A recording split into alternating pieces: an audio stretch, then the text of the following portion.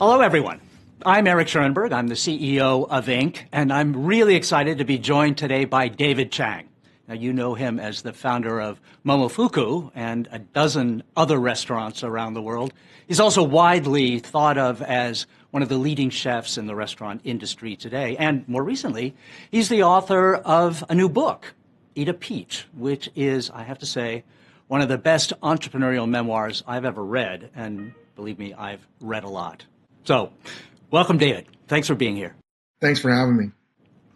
Let's start at the beginning. Let's go back to your childhood, where you were raised by what are widely regarded as tiger parents. I think you use that word in your book. A father and mother who strove to make you excel at everything you did.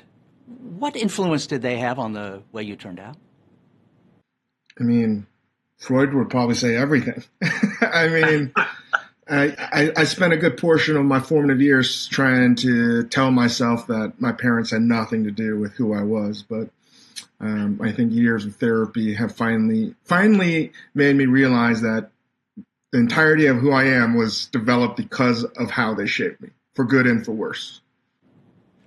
What was the good? What was the worse? You know, I think the good is the idea of family, the idea of hard work, the idea that just the idea that you can improve yourself. And that's something that was not very clear to me as a kid. And I think the most important thing that I learned from them was sacrifice. Tell me more about that. What sacrifice did they make? Well, so many immigrants. This country, America, is all immigrants, especially the Asian immigrants that came in the 60s, 70s, and 80s. That was incredibly difficult. And a story that a lot of Americans today don't quite know, just how lonely it was, how isolating, the fact that most people didn't speak the language, including my father. And they came to this country to have a better life, to literally live the American dream.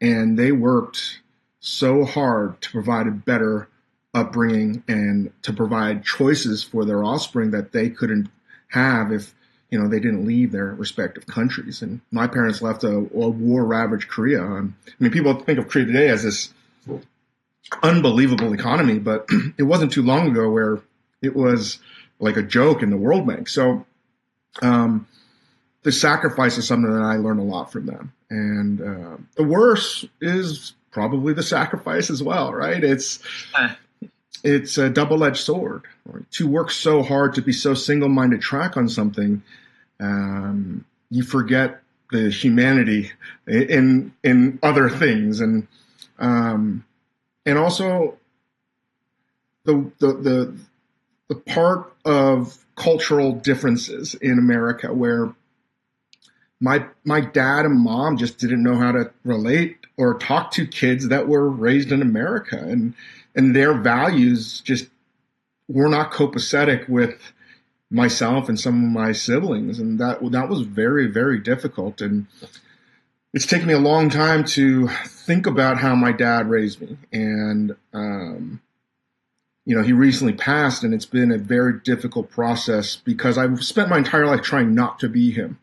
And the more I realize I'm a lot like him, then I understand myself. And I think the thing that was bad about it is to be so driven to succeed, to have objective results.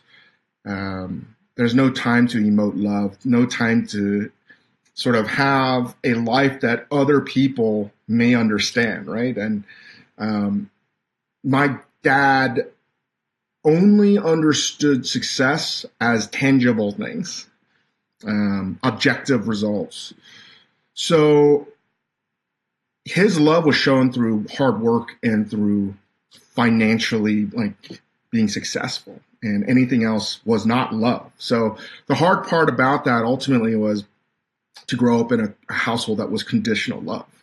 And that's hard. That's something that no kid should ever have to experience. And the whole idea of tiger parenting, made famous by that Yale professor a decade plus ago, is a horrible book. It is it perpetuates the myth of the model minority and the fact that tiger parenting works. And the reality is it does work. It works incredibly well. But what happens for the individuals that don't do well in that system? And more importantly, what are the side effects for the people that succeed under that system? And I just don't think it's a balanced approach. All right. Well, David, thanks. Yeah. Conditional love. It's something we can come back to later on in this conversation.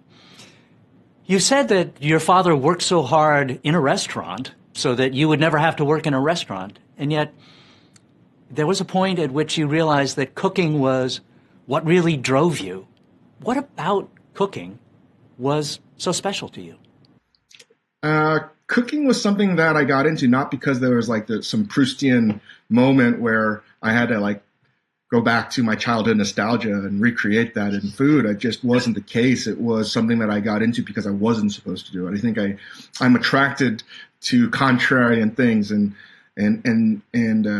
I got in sort of the tail end of cooking before it became mainstream or popular on TV and social media and whatnot. And a lot of people used to get into cooking, at least in America, because they couldn't do anything else. Either they got out of jail or the military and they were unemployable. And ironically, that's how I found myself. I couldn't really get a job in the corporate world that was meaningful to me or I could excel in. I didn't have any technical capabilities to work in, a .com or something like that.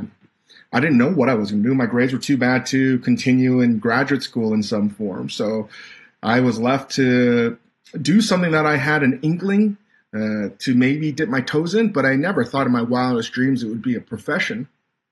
And I got into it because I was following this principle of via negativa, something I learned in college. The early Christian theologians used to, meditate on the idea of what God was. And if God was omniscient, omnipresent, ineffable, you couldn't really understand it, but you could understand what he wasn't. He wasn't, this cup of coffee. He wasn't this pencil. And if you just go over that, you would get closer to knowing what you wanted to do. In a class that I did terribly, and that's my understanding of it, history of Christian thought in the West. And I repurposed that thinking for myself. I was going to decide what I wanted to do by doing a lot of different things, from being a barback to working as a nighttime clerk to, when I think about all the jobs I had, it was a crazy amount. From working at Payne Weber and asset management in Hartford, you name it, I had some kind of job. And I realized that if I was stuck at a desk, I would, even if I was good at this job, I would wind up in the middle. And that was like an existential dread. So I got into cooking, and I remember telling myself, I don't know if this is what I want to do. It seems like a very difficult job that pays nothing. Everyone says you're out of your mind. You are an idiot, Dave. I think that's what some of my friends said. This is career and social suicide to enter the culinary profession. And I think that was appealing to me, and I wanted to find out for myself. I got tired of everyone telling me what to do, that I decided I needed to find out for myself, and I wasn't going to do it for the money. I wanted to do it because it was going to have intrinsic value for me, and that's why I got into cooking. It wasn't a calling per se. It was like a burden I had to sort of carry, and I didn't realize it till a year in when I started cooking professionally that I was allergic to working for so many things. And then when I realized, for the most part, I didn't take a day off for a solid year plus, that's when it dawned on me, maybe this is something that I have to do. And I think the idea that we mythologize that you find your calling or what you want to do, it's all paved with gold and it's clear and it's very lucid. It wasn't for me. And even to this day, it's been a fight. 51% to 49% of how much I hate it. And that to me was the balance. So when I realized that I could get better, that even though I was terrible at cooking initially, what I liked about it, the thing that I have a great reserve of is grit and determination and quite frankly, just stubbornness to just continue doing it. And that is like one of the best skill sets you can have, because cooking is ultimately about repetition, doing something over and over and over again. And at some point, I just embraced doing that, and I got better at it. And, cooking gave me meaning that way. Dave, I couldn't help but notice in your book that your descriptions of how you started out in cooking and training yourself to be a good cook, and the similarities between that and how you attacked golf. You were a great golfer as a teenager. And the idea of repetition and getting it right and watching yourself and standing in front of the television and chopping food all through the night, reserves of determination that are remarkable. Where did that determination come from? And do you think that you would be the success you are today if you didn't have that? Absolutely not. There's no way. The tortoise wins the race, and I'm slower than the tortoise. The only thing that I have, and what I saw in cooking, as clear as day, which can sort of be seen as a microcosm of culture at large, is there are many different avenues to success. Success is making something that people eat and find delicious, innovative, has value. There's more than one way to get there. And at least in cooking, like in golf, there's a lot of different ways to shoot a low score, right? You could have great iron play. You could hit the ball really long. You could be a great short game player, but you could have an ugly swing, a beautiful swing. It doesn't matter. All that matters is consistency. And cooking for me was not something that came naturally to me. It just didn't. I mean, my first partner in culinary school quit rather than continue to be my partner in level 2. And no one, when I first started out, would ever have said, "Oh, this person, let's earmark him for success." I certainly wouldn't. And that's not, me being modest. This is the truth. Most things I don't have the aptitude for to start out. But that doesn't mean I can't develop skills or I'm a late bloomer. And I would probably say I developed much later in most things. And cooking for me was an ability to see that there are people more talented than me. But I had this undeniable belief that I could outwork them. At some point, someone will quit before I quit. And that's it. I don't know if that's talent. Talking with my psychiatrist over the years, it seems to me it's more just stubborn stupidity. But that was the only thing I had is I'm not trying to build a rocket for SpaceX. This is one of the lowest levels of that anybody can do for skill, is just chop something. And that's just how I looked at it. Is I'm going to do this. I'm going to work harder at this. I'm going to be honest, and I'm just going to pour myself into this. Absolutely throw myself into this profession. And nobody will ever tell me that I didn't work hard enough. Nobody will ever tell me that the things that I could control, right? I could walk through life without wearing contacts and eyeglasses. I can control that by, correcting my vision. And it's the same way in cooking. I could correct my deficiencies through hard work. And that was so clear because I can see tangible evidence every day of me getting better knife skills, me making a dish more proficiently, so on and so forth. So that's what really propelled me. And I don't think that I would be successful without it, for sure. And I think somewhere along the way, from all the trauma that I experienced as a kid, I feel that this is like something that we all have to experience. You have post-traumatic growth or post-traumatic stress disorder. And I just decided I was not going to use the failures of my past as an excuse moving forward. And I have no problem, nor do I blame anybody to have PTSD. That is a completely logical and reasonable response to the difficulties in life. I just reached a point where I wasn't going to feel sorry for myself anymore. That's fantastic. And so maybe it's not a talent, as you say, but it certainly is a superpower. I have to congratulate you for that. One of the courageous topics that you raise in the book is you're quite honest about your struggle with bipolar disorder. This is not uncommon among entrepreneurs and founders. Paul English, for example, founder of Kayak, talks about that in his book, Truckful of Money. But it played a role in your life. Tell us about that. And I was struck too by there was a footnote in your book that says, if you're looking for the key to my success, look at my depression. You're looking right at it. Depression and my choice to resist it were the keys to success. Tell us about that.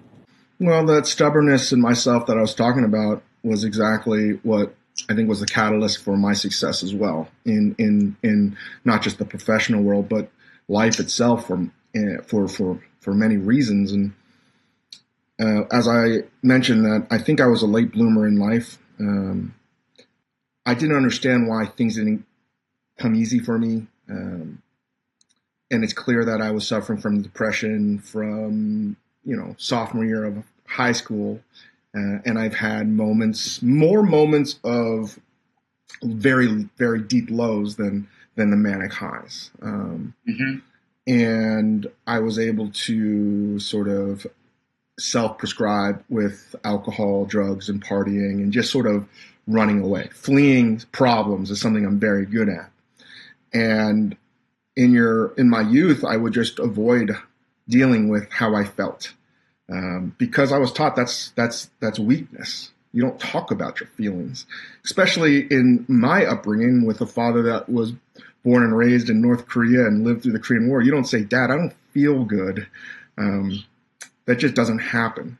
That is unfortunately the culture that I grew up in. So I reached a point where, when I talked about having an existential crisis, I really had that both professionally and mentally, because I reached a point where what was the meaning of anything? Everything was meaningless to me. And I read a lot, but in college I never read the books that I had to read. And I was certainly enamored with existential philosophy, and I didn't quite understand all the things that Camus or Nietzsche would say, but I found myself, again, now it makes a lot more sense to me. And I was trying to find meaning in a world that would never provide meaning to me. So, of course, that just added to and compounded my depression that I had physically. I have a chemical imbalance. And there were some incredibly low periods that I didn't know why until I think I was like 26.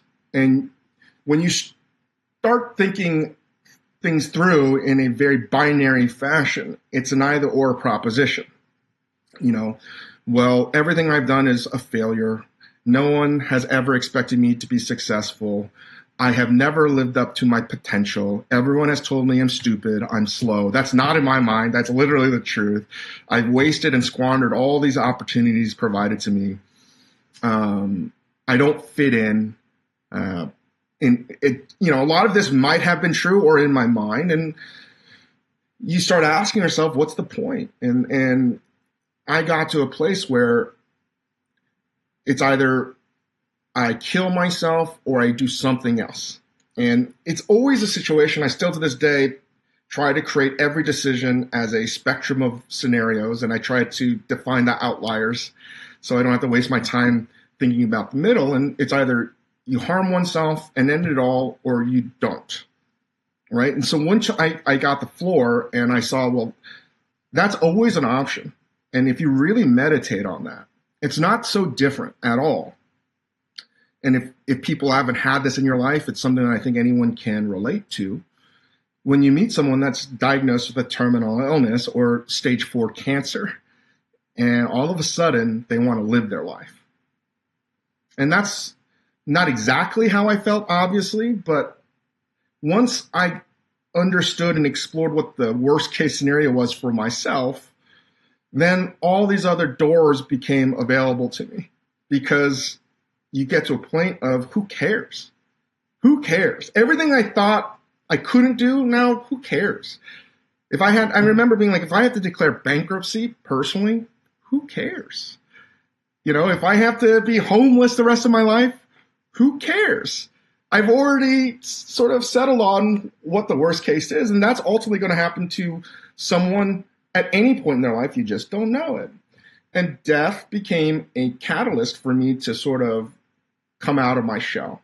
And I think there were a lot of things I had in my mind about how I wanted to live and what I wanted to do, but I was just too afraid to try it out.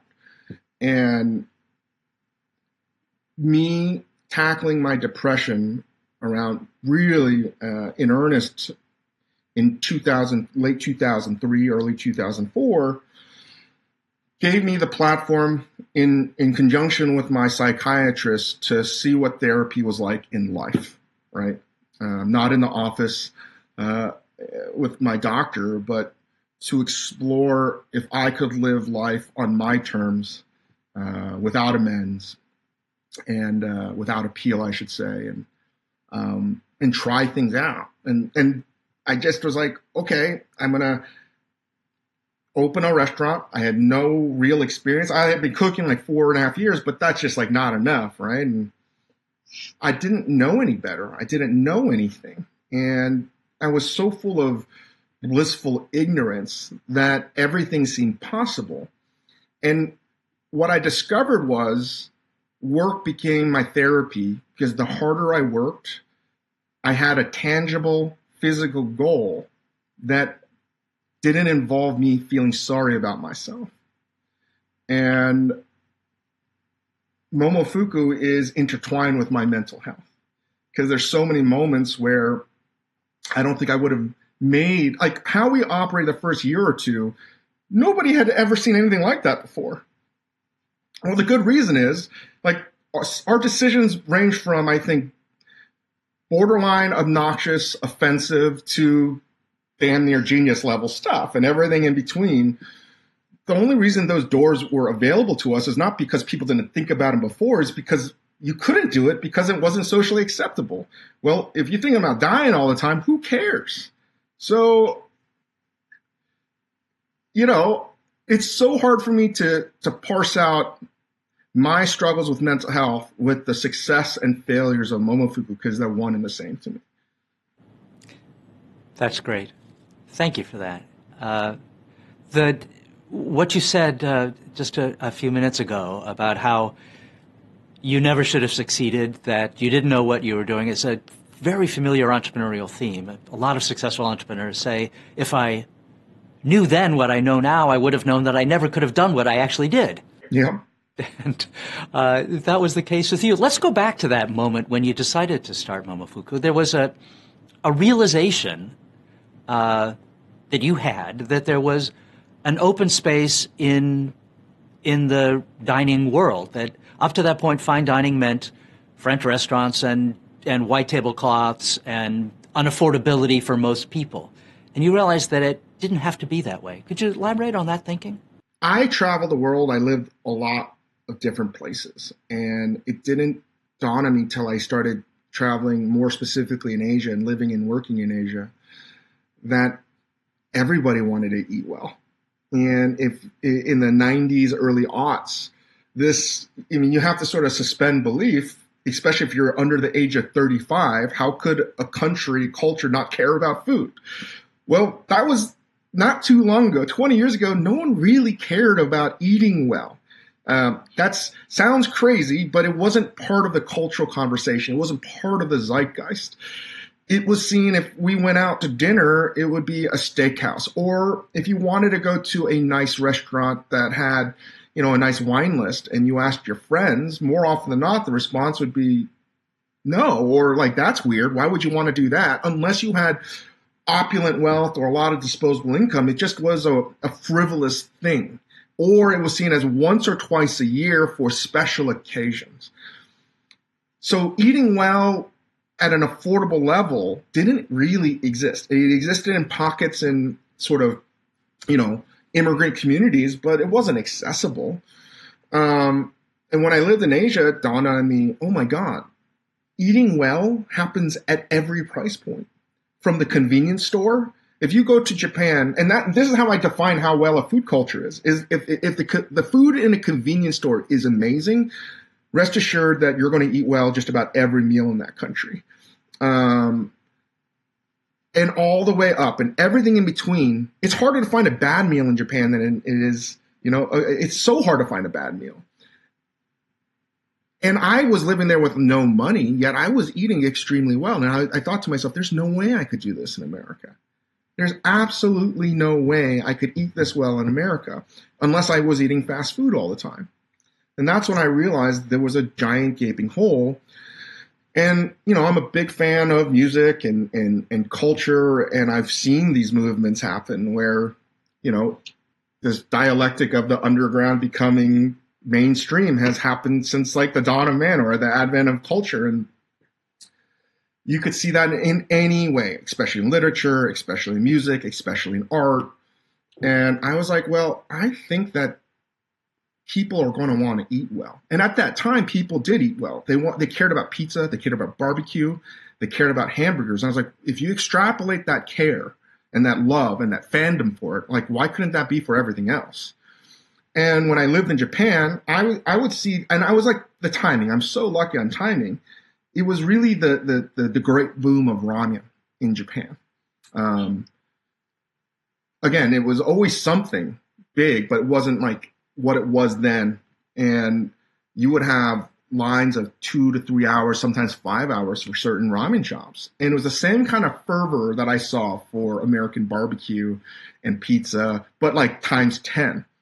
And I'm like, you eat a bowl of ramen and then you think, oh, wait, Americans don't know what this is. They think that ramen is a cup of noodles and that's 25 cents and it's a dorm food. But what I was eating was like night and day. And it dawned on me, I was like, wow, Americans think they're drinking orange juice, but they're drinking frozen concentrate. They have no idea what it is. This is like the best, most beautiful, most delicious fresh squeezed orange juice. And I was like, of course people are going to like this. And that's when it really dawned on me. I was like, wait, it didn't have to be ramen. It could be anything else. And I was just trying to find the patterns that were similar. And I was like, wait, if people care about this so ravenously in Japan, they'll care about it here. And it didn't have to just be ramen. It was anything else. And that's when I started to see very clearly, even when I go to China, you could eat so well for like $1 in Beijing. And it's like, what's preventing this from happening in America? And that was my big bet, is that this market was missing. And we tried to do something different. And I don't know if we're the first, but again, I didn't know how to make any other food other than fancy, high-end dining. And I didn't like the price point. And my last job was working at Cafe Balut, an Upper East Side restaurant. And the reason why a lot of cooks worked there wasn't because it was the food they wanted to eat. It was the food that it was the restaurant they worked at because it's how they could learn the best technique and work with the best ingredients. And my idea was, yes, it's a noodle bar, but that was just a vehicle to do this, to sell food at an affordable price point using the very best ingredients. And I wanted something in the $20 price point, something that you could go 1 or 2 times a week if you lived in the neighborhood. And that was my whole idea. Was I didn't know what the hell I was doing, and it could have been any food. I just knew that there was a void in how people ate, and I wanted to fill that. Now, you've said that in the years since that cooking has become glamorized beyond all recognition, and that you would think twice about going into the industry today. Tell us about how things have changed and what's wrong with that. The culinary industry has, I think, been finally exposed to have the faulty foundation that it's always had. We were woefully underprepared, as the entire country was, for the pandemic and quarantine. But I think it's really just shown that we don't pay well enough. Food, the real solution is food just needs to be more expensive. People need to pay more if we're going to provide benefits for our employees. We need to get rid of tipping. We need to be more equitable across the board. But I mean, it was clear over the beginning of 10 years ago, 2011-ish, that I know in our group, we were beginning to have more and more meetings about how impossible it was to, be profitable, or we were profitable. We saw the projection was going to get more and more difficult. Everything was getting more expensive except for food and how we could charge it. And effectively, a bubble was being created, and it was a food restaurant bubble. And this is a metaphorical car that was broken, and we always did some temporary fix on the car. If it was the independent restaurant group was going to be this metaphorical car, and now we have an opportunity to actually fix it properly. And I hope that's what we do. And the industry needs to figure out a lot of things, and we can't go back to what February 2020 was. And that's my big gripe right now. Is that's the easy, but it's a difficult but easier difficult decision to do. Of course, we want to go back. But the question we have to be asking ourselves is, it didn't really work that well to begin with. I mean, if you wanted to get a loan to operate a restaurant, like a dine-in restaurant, no bank would give that to you. Even if you were a successful operator, that just tells you how, pitiful the economics were. And that is one of the difficulties for, I think, the government to figure out legislation for aid. Why would they want to save something that was broken to begin with? And I don't have those answers, but I do think we need to start to fix these underlying issues in the restaurant industry, from labor to benefits to representation to pay, because we cannot leave ourselves to be vulnerable and fragile in some other kind of difficult situation. I mean, there probably will be another pandemic or an environmental disaster. And we need to be better prepared. And I think ultimately we were not doing enough to question the status quo collectively and to be prepared for the worst case scenario, hoping that we were wrong. Paint a picture for me, if you will, of what the industry would look like in, say, 5 years if the industry did seriously address the issues that you just raised. We need for people to see that restaurants are not just restaurants; they're cultural banks, and they're important to the communities. And I don't remember the statistic, but it's something like 90 to 95% of all cash flow generated by a restaurant literally goes out to other vendors. So we are a bank, but we just don't charge interest, and that's on the actual cash front. But I think what is more significant, right, other than propping up your florist, your accountants, the garbage disposal, the plumber, like restaurants just continue to pay for services, is how important they are to the community and to the people that get jobs. It is still no different for immigrants coming into this country than when my dad came in 1963. It's a job that you can get to sort of moor yourself in this country without having technical expertise or something like that. And I hope that we're able to create an industry that gives people a living wage where they can continue to have the opportunities that my father had, but better. I mean, I don't know why we want to make it worse. And we need to pay people more. It's simple as that. We need to hopefully have, healthcare for employees. The fact that we have an entire labor force out there in this pandemic, oftentimes people asking themselves, like, what if I get sick? That's just unacceptable. All right. And we have our neighbors in Canada, we have Australia, we have places where that's where I think we need to go. Without going to the politics of it all, we need to have a future where we're looking for the employees first versus the restaurant. By your own admission, you were not a great leader when you started out running restaurants, and you attribute a lot of your turnaround to your mentor, the great executive coach, Marshall Goldsmith. What did you learn from him, and how has it changed how you lead? I am so thankful for Marshall, someone you know as well.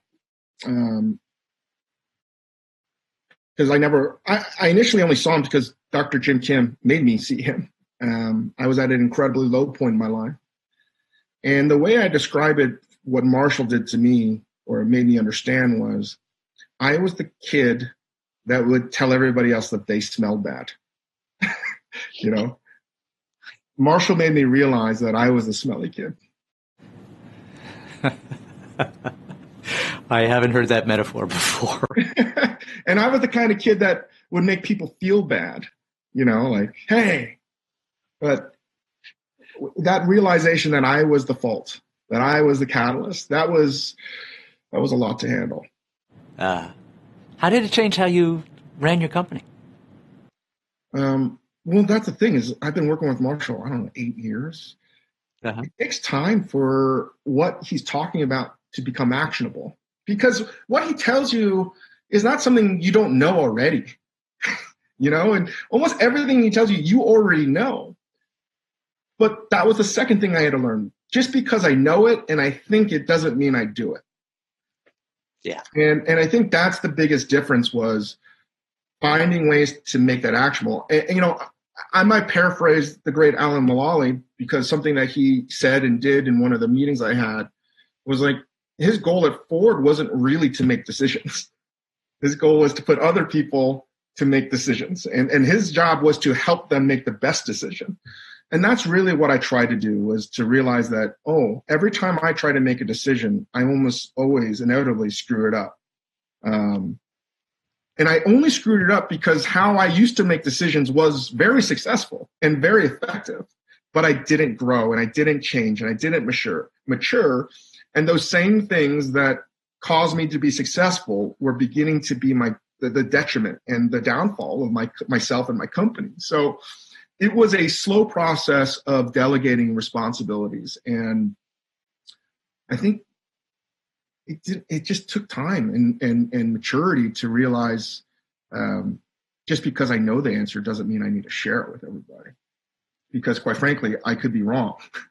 It is one of the great challenges of growing a company is learning to delegate, let other people run your baby, and realizing that what got you this far will not get you to the next step. I think that Eat a Peach, as I said at the opening of this, is one of the great entrepreneurial memoirs that I've ever read. What does the title mean? What were you trying to accomplish with the book? Well, it's in reference, obviously, to Momofuku. Momofuku means lucky peach. These are a lot of things I don't normally talk about, because you can see them as this sort of pseudo-intellectual that's full of themselves. So I'm sort of reluctant to explain all of it, but here I go. Good. Eat a Peach, the logo of Eat a Peach originally for Momofuku was because I was a big Allman Brothers fan, and Eat a Peach, their second album, was amazing while Duane Allman was alive. And I mean, being a big fan of Duane Allman, he even referenced T.S. Eliot's poem, the love song of Prufrock, and in it, the character who is in a midlife crisis, reviewing the events of his life, questioning, did I actually do what I needed to do? Did I have, how many regrets do I have? And it wasn't necessarily unsuccessful, but he was just middle-aged, living a life of mediocrity. And there's a line where it says, do I dare to eat a peach? And I just, for the book of what this book was about, of me reflecting without really having answers or to give any prescriptive advice, I thought it was appropriate. And it just made a lot of sense. And the cover is obviously a reference to the myth of Sisyphus, made more famous by Camus' essay on the idea of suicide and living a life that has meaning in a world of no meaning, and how cooking to me is the dumbest job you could possibly have. It is, if you had to choose a profession that most embodied the existential, absurdity, it's cooking. You're going to spend all this time making something, whether it's fast food or something extremely beautiful and expensive, only to see it flush down the toilet a few hours later. And it's so impermanent. It's so stupid. It's hard to scale. Yet, as I say, it's 99% the dumbest job in the world, but that 1% is the addiction. That 1% is what makes it worthy for me to call like a calling, and it's something that I'm constantly chasing after, and that's again problematic as well as good. And that was the name of Vita Peach. It was a lot of different things, but I thought it was the most appropriate thing to say that this is a hidden way to talk about the book. Fantastic. Thank you for explaining that. That's really great. This is a moment in American history where there is a racial reckoning going on, for sure. You talk about your upbringing and being Korean in an industry that lionized French cuisine, say, and that you could never imagine someone who looked like you cooking for Balut, for example. Tell me about that, how that has changed for you, how that affected your life, and is the environment different now? Well, if I had to sort of connect the dots in almost every project I've ever done, there's a lot of different reasons, whether any restaurant or anything we launched. I think one of the core values that we internally ask, or to myself, and sometimes I don't even share it with everybody in my own team, was over the years, it has to check the box of, is it challenging the status quo of how identity, whether it be Asian American or any other culture's identity, and challenge the assumption and the perception of that. And for me, starting out, I never once said that we were making noodles or Asian American food. I always said we were making American food because I never wanted to be typecast. And I wanted to redefine what it meant to be Asian American, not just to white America, but also to Asian America. And every step of the way, it was an exploration of what was possible. That goes all the way from how it was described to on the menu to what we were serving and how we were serving it. It was a very subversive and continues to be a very subversive way of commenting on racism in America. And I think we've been very successful at it. And it doesn't even have to be stuff that is in our restaurant. You know, one of the things that one of the topics and the burdens that I picked up that I wanted to champion was monosodium glutamate, MSG. And if you just look at that, MSG's the anti-MSG sentiment is 100% racist. And if you can understand racism in food, and if we can be that ignorant to food, imagine how terrible it's going to be for other parts of the culture that are harder to understand. And without going too deep in the history of MSG, it's just clear that it's not based on anything factual. Yes, you can have sensitivity to it, and we need to do more testing on it. But to say that it's Chinese restaurant syndrome, to say that Asian foods, all of these things that give you potentially sickness and headaches and nausea, it's all a lie and it's all marketing. You know, Ajinomoto, that makes most MSG in America, also sells Accent. Accent is MSG, just as a name for white America. Most MSG is consumed in junk food. It just is. No one ever says they're getting headaches. All the Popeyes chicken sandwich, Chick-fil-A, you know why it tastes good? MSG. No one ever says they get Chinese restaurant syndrome from that.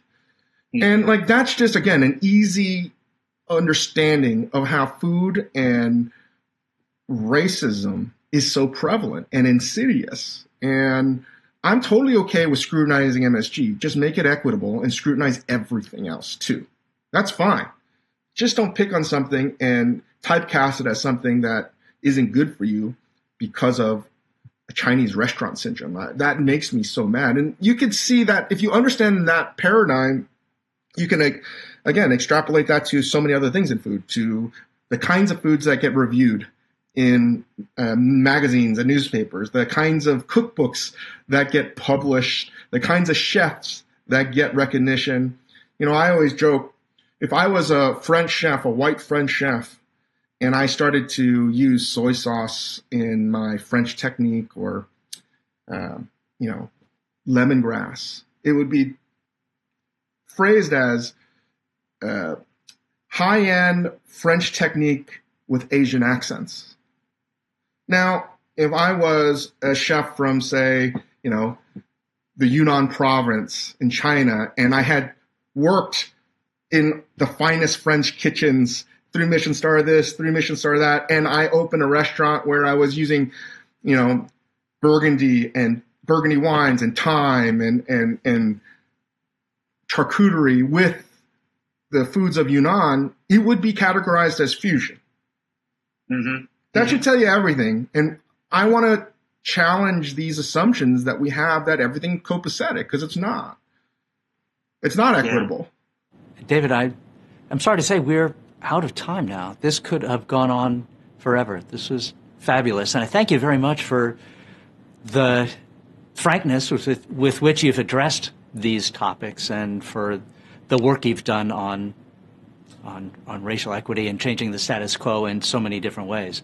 I can guarantee you that out of the entire Inc. 5000 Vision Conference, this is the only conversation that will cover the myth of Sisyphus, Camus, Proust, T.S. Eliot, and MSG. Thanks so much. Thank you so much for having me. Appreciate it.